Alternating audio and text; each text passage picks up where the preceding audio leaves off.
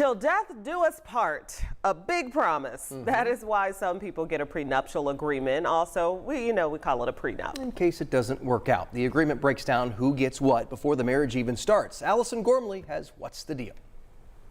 Life is a journey protected by policies. There's your health, your house, and sometimes your other half. That a prenup is a contract. It's two people negotiating and bargaining for how they want property to be treated in the event of death or divorce.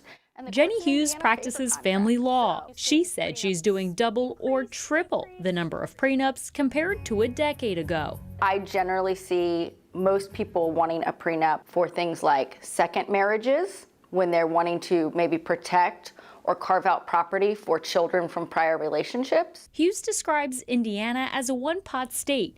So what starts as your stuff going into the marriage is both of your stuff at the time of divorce. What assets, what liabilities, what property exists on the day somebody files for divorce, not necessarily what existed prior to marriage. Which is why agreements can include inheritances, properties, even pre-existing debt. So if you're having a prenup with someone and you know the person you're marrying has student loans and you don't want to be responsible for those in the event of death or divorce, it's a good idea to include those student loans. If you're considering an agreement, Hughes said you need to give the other person time to get their own representation, because short notice could result in a short engagement.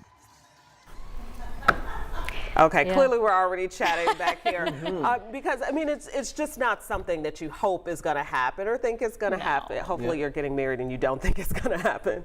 But how much should all of this cost? Forbes said the national average is $650, but keep in mind that lawyers, are paid by the hour. So if you go into this meeting where you largely agree on most things, it could be swift.